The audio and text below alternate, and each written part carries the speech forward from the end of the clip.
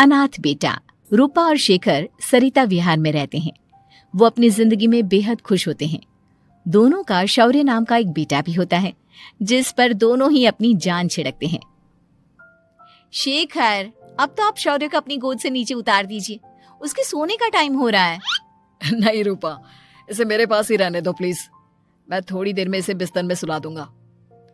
लेकिन कल सुबह आपकी ऑफिस में मीटिंग भी तो है ना, और इसके लिए आपको कल जल्दी भी तो निकलना होगा। जाइए, आप भी जाकर सो जाइए। क्या यार, अभी तो मेरी गोद में आया था मेरा बेटा और तुम उसे लेकर जा रही हो। बाद में कर लेना अपने बेटे से प्यार, अभी जाकर सो जाइए। रूपा शेखर से शौर्य को ले रही होती है कि तभी शौर्य रोने लगता है। शौर्य को रोता देखकर रूपा उसे फिर से शेखर को थमा देती है। आपका बेटा ना एक नंबर का नौटंकी है, बिल्कुल आप पर गया है वो। साफ बोलो ना, तुम्हें जलन होती है हम दोनों बाप बेटे का प्यार देखकर। पहले बड़ा तो होने दो तुम शौर्य को, फिर देखना वो सबसे ज्यादा मुझे ही प्यार करेगा। देखते हैं। ऐसे ही दिन बीतते चले जाते हैं और एक दिन कैंसर की बीमारी के चलते रूपा की मौत हो जाती है। अब शौर्य 3 साल का हो चुका होता है, जिसके कारण उसकी दादी शेखर पर दूसरी शादी का दबाव बनाने लगती है। शेखर, शौर्य अभी बहुत छोटा है और उसे इस समय एक माँ के प्यार की बहुत जरूरत है। माँ, मुझे दूसरी शादी नहीं करनी। क्या पता जो दूसरी औरत आएगी वो मेरे बेटे को एक माँ का प्यार दे या ना दे। तो रूपा की छोटी बहन वैशाली से ही शादी क्यों नहीं कर लेता? वो तो शौर्य को एक माँ का प्यार पूरा दे सकती है ना।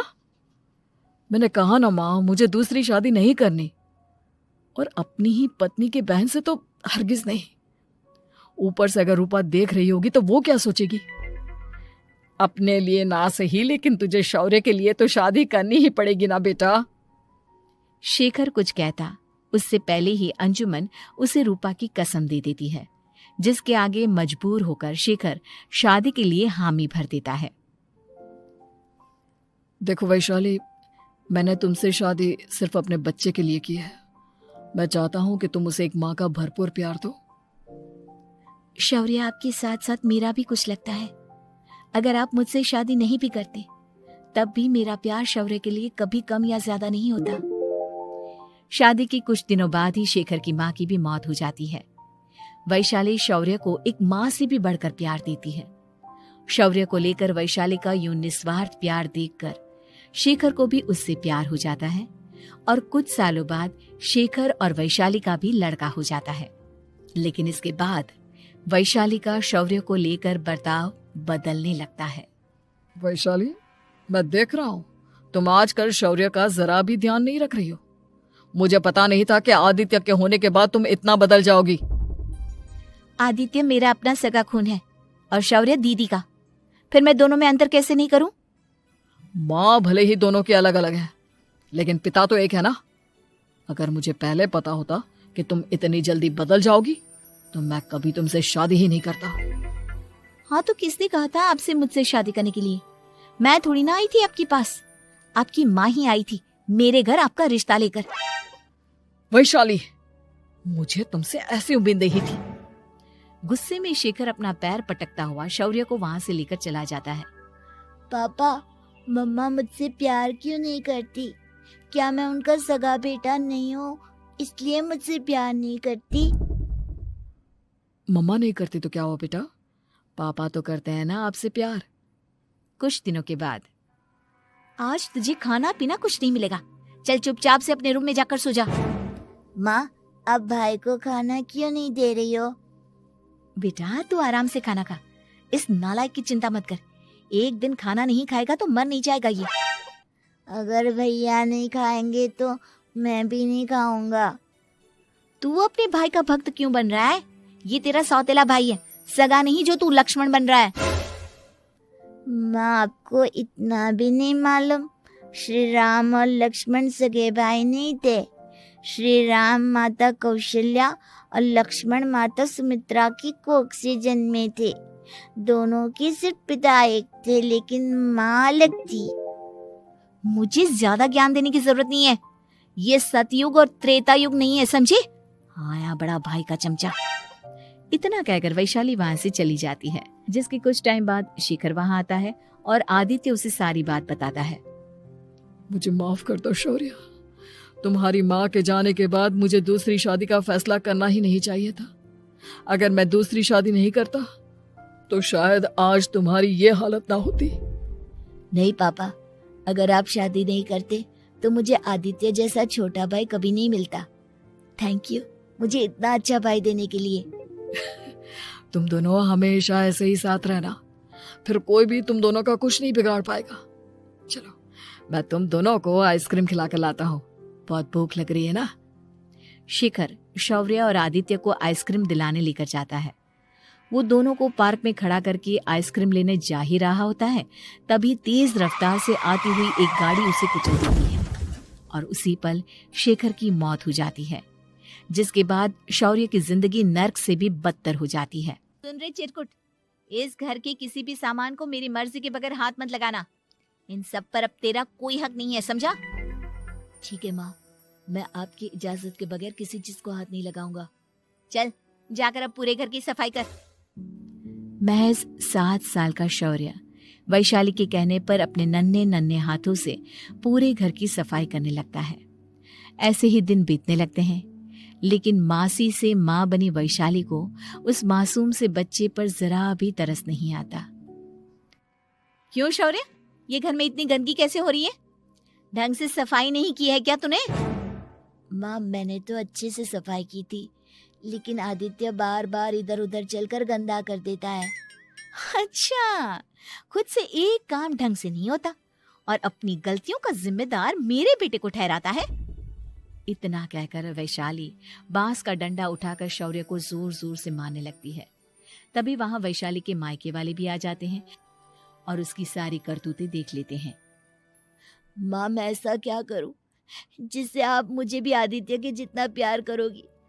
बोलिए ना माँ, मेरे क्या करने से आपके अंदर मेरे लिए ममता जागेगी? वैशाली शौर्य की एक नहीं सुनती, उसके ऊपर डंडे बरसाती जाती है। हद पार होते देख वैशाली की माँ उसका हाथ पकड़ती है और जोर से उसे थप्पड़ मारती है। यही सब करने के लिए तूने दामाद जी से शादी की थी?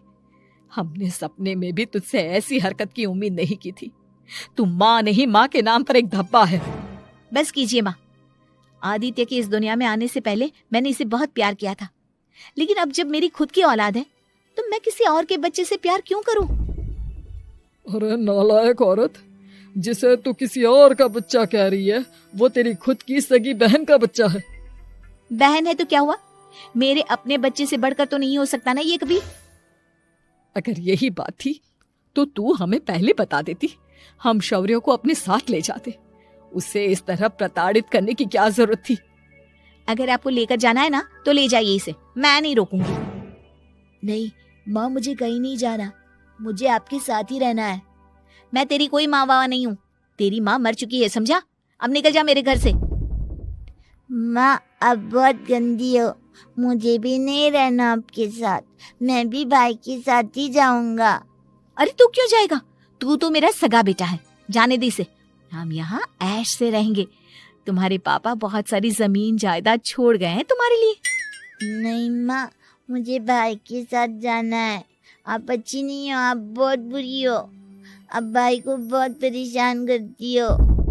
देख वैशाली, तुझसे ज्यादा समझ तो इस मासूम बच्चे में है। ये तेरे बुरे कर्मों का ही नतीजा है जो आज तेरी सगी औलाद खुद से तुझे ठुकरा रही है। आदित्य, तुझे इस शौर्य ने भड़काया है ना मेरे खिलाफ? नहीं माँ, मुझे किसी ने भड़काया नहीं, पर मैं सब देखता हूँ, सब समझता हूँ। भाई बहुत अच्छा है, वो आपकी जैसा नहीं है। चलिए नानी। इतना कहकर वैशाली के मायके वाले आदित्य और शौर्य को अपने साथ ले जाते हैं और इस तरह वैशाली बड़े से घर में अकेली पड़ जाती है। 2 बेटों के होते हुए भी आज उसे माँ कहकर बुलाने वाला कोई नहीं। मेधा शुरू से ही पढ़ने में होशियार और मेधावी छात्रा थी। अच्छी पढ़ाई के बाद अच्छा कॉलेज सिलेक्शन और फिर बहुत अच्छी जॉब। तूने तो मेरा नाम रोशन कर दिया मेधा। अरे लेकिन ये जो काम करने का तरीका है ना, इसे बदल ले। 18 घंटे काम करेगी तो कल को बच्चा कैसे संभालेगी? तुम्हारी तरह पागल नहीं हूँ माँ जो बच्चे और परिवार में फंस जाऊँ। मैं तो जिंदगी खुल कर जीऊंगी। सब कहने की बात होती है बेटा, अपने बच्चे का सुख हर कोई चाहता है। वक्त बीतता है और मेधा की शादी हो जाती है। शादी के कुछ सालों में ही मेधा एक सुंदर से बेटे की माँ बन जाती है। अरे यार, मेरी मैटरनिटी लीव खत्म हो रही है, क्या करे? माँ भी नहीं आ सकती, कैसे मैनेज करूँ? ऐसा करते हैं, इसके लिए एक केयर टेकर रख लेते हैं, वो देखा करेगी इसे। मेधा को पति की बात जंच जाती है और वो केयर टेकर की तलाश शुरू कर देती है। एक दिन उन लोगों के घर एक महिला आती है जो दिखने में पढ़ी लिखी लगती है। जी, क्या काम है आपको? मैम, मेरा नाम स्नेहा है। आपका एड देखा केयर टेकर का, क्या मैं आपके यहाँ काम कर सकती हूँ? हाँ, क्यों नहीं, लेकिन आप तो अच्छे घर की लगती हैं, फिर नौकरी क्यों? दरअसल मेरे ससुराल वालों ने मुझे घर से निकाल दिया क्योंकि मैं माँ नहीं बन सकती और माता पिता भी नहीं है इस दुनिया में। तो अरे अरे, कोई बात नहीं, तुम लक्ष्य को ही अपना बच्चा समझो और यहीं रहना, और किसी भी चीज की जरूरत हो ना तो बता देना। नेहा खुशी खुशी लक्ष्य को संभालने लगती है। रात को जब मेधा घर पर आती है, अरे क्या बात है स्नेहा, तुमने खाना नहीं खाया क्या? अरे दीदी, आपका बेटा टाइम दे तब ना। अरे तो जब वो सोता है तब खा लिया करो। तब तो मैं इसके पास ही बैठी रहती हूँ। कोई मच्छर या कीड़ा काट ले लक्ष्य को तो अब आप पकड़ो, मैं खाना खा लेती हूँ। स्नेहा वहाँ से चली जाती है। बहुत ही अच्छे से ख्याल रख रही है ये लक्ष्य का। मेधा, इतना तो शायद तुम भी ध्यान नहीं देती। मेधा को पति की बात बुरी तो लगती है, लेकिन कुछ नहीं कहती। धीरे धीरे स्नेहा मेधा और उसके पति के साथ बाहर भी जाने लगी। सुनो, स्नेहा को भी बाजार ले चलते हैं, वो क्या है ना, लक्ष्य को देख लेगी जब तक मैं शॉपिंग कर लूंगी। हाँ हाँ चलो, वैसे मैं चाह रहा था कि लक्ष्य को लेकर हम दोनों ही चलते। क्या यार, तुम तो फ्री में इमोशनल हो जाते हो, कितना देख लेंगे हम दोनों मिलकर, ले चलो उसे। कार से निकलकर मेधा और लक्ष्य रोड क्रॉस कर रहे थे कि सामने से कार आ जाती है। मेधा का ध्यान नहीं होता, लेकिन स्नेहा तुरंत लक्ष्य को मेधा से छीन लेती है। मेधा गिर जाती है और कार मेधा को छूकर निकलती है, जिससे मेधा को खून आ जाता है। पति मेधा को हाथ देकर उठाता है। स्नेहा लक्ष्य को लेकर गले लगाई रहती है। थैंक्स स्नेहा, मैंने तो ध्यान ही नहीं दिया था कि कार आ रही है। स्नेहा का गुस्सा मालकिन पर टूट पड़ता है। अरे कैसी माँ है आप, अगर आज कुछ लक्ष्य को हो जाता तो मैं आपको कभी माफ नहीं करती। छोटा सा बच्चा है, उसे चोट लगती है तो पता है कितनी तकलीफ होती है। पति भी स्नेहा को देखने लगता है कि उसे क्या हो गया। मेधा को स्नेहा पर काफी गुस्सा आ जाता है। घर आकर कहती है, देखो स्नेहा, माना तुम लक्ष्य को बहुत प्यार करती हो, लेकिन वो मेरा बेटा है, मैं कभी जानबूझकर उसके साथ बुरा नहीं कर सकती, समझी? मुझे माफ कर दीजिए, मैं लक्ष्य को लेकर कुछ ज्यादा ही सेंसिटिव हो चुकी हूँ। मैं ध्यान रखूंगी कि आगे से ऐसा ना हो। मेधा का मन स्नेहा से अब हटने लगा था। एक शाम मेधा ऑफिस से घर आती है कि लक्ष्य उसे दिखाई नहीं देता और ना ही स्नेहा। वो स्नेहा के कमरे में जाती है जहाँ दोनों सो रहे होते हैं। अरे स्नेहा, लक्ष्य को आज इस कमरे में क्यों सुला दिया? दीदी, मुझे नींद आ रही थी, ऐसे में उसे कमरे में अकेले लिटाना मुझे ठीक नहीं लगा। मेधा बच्चा उठाने लगती है कि स्नेहा टोक देती है। रहने दीजिए ना दीदी, सो रहा है, फालतू में नींद खराब हो जाएगी। मेधा को गुस्सा आ जाता है और वो बच्चा उठाकर वहाँ से चली जाती है। अगले दिन मेधा स्नेहा को बुलाती है, साथ में एक और लड़की खड़ी होती है। स्नेहा, अब तुम अपना कुछ और देख लो, हम लोगों को नई केयर टेकर मिल गई है, तुम इस हफ्ते घर छोड़ देना। स्नेहा का मन लक्ष्य को छोड़ने का नहीं करता, लेकिन नौकरी तो नौकरी होती है ना। स्नेहा घर से चली जाती है। धीरे धीरे महीने और साल बीतते जाते हैं और लक्ष्य एक नौजवान लड़का हो जाता है। लक्ष्य, आज मुझे मंदिर जाना है, ले चलोगे? ठीक है माँ, एक काम करके अभी वापस आता हूँ, तब तक आप और पापा दोनों तैयार हो जाइए। दोनों तैयार होकर बैठ जाते हैं, लेकिन लक्ष्य काफी देर तक नहीं आता। अरे मेधा, फोन तो करो लक्ष्य को, देखो क्या हो गया उसे। मेधा फोन करती है तो पता चलता है कि लक्ष्य का एक्सीडेंट हो गया है और वो सिटी अस्पताल में है। जल्दी चलिए, पता नहीं कैसा होगा मेरा बेटा। अरे चिंता ना करो, सब ठीक होगा, मैं अभी कार निकालता हूँ। दोनों मियाँ बीवी अस्पताल पहुँचते हैं, जहाँ वो लोग देखते हैं कि लक्ष्य बिस्तर पर पड़ा होता है। एक महिला इन्हें यहाँ लेकर आई है, वो वहाँ बैठी है, लेकिन फिलहाल तो आप लोगों को इनके लिए किडनी का प्रबंध करना होगा। एक्सीडेंट में इसकी किडनी डैमेज हो गई है। मेरी ले लीजिए डॉक्टर साहब, मेरे बेटे को बचा लीजिए। नहीं नहीं, आप माँ हैं, आपकी नहीं ले सकते, पिता की भी नहीं। आप किसी रिलेटिव या दोस्त से पता कर लें, और हाँ थोड़ा जल्दी करें क्योंकि देर होने से मामला बिगड़ सकता है। मेधा बैठकर रोने लगती है कि वहाँ डॉक्टर आ जाते हैं। जिस औरत ने आपके बेटे को यहाँ भर्ती कराया था वो अपनी किडनी आपके बेटे को देना चाहती है। कौन है वो? कहाँ है वो? तभी वहाँ स्नेहा आ जाती है। स्नेहा तुम? मैं लक्ष्य को पहचान नहीं पाई थी, लेकिन आप लोगों को देखकर समझ गई कि ये लक्ष्य है, इसलिए वापस आ गई। मैं अपनी किडनी आपके बेटे को देना चाहती हूँ। मेरी अपनी तो कोई औलाद नहीं, लेकिन लक्ष्य में मैंने हमेशा अपना बच्चा देखा। तुम धन्य हो स्नेहा, जो इतने साल में भी लक्ष्य को भूल नहीं पाई। सही मामले में तो वो तुम्हारा ही बच्चा होगा, क्योंकि जन्म भले ही मैंने दिया हो, लेकिन आज तुम उसकी जिंदगी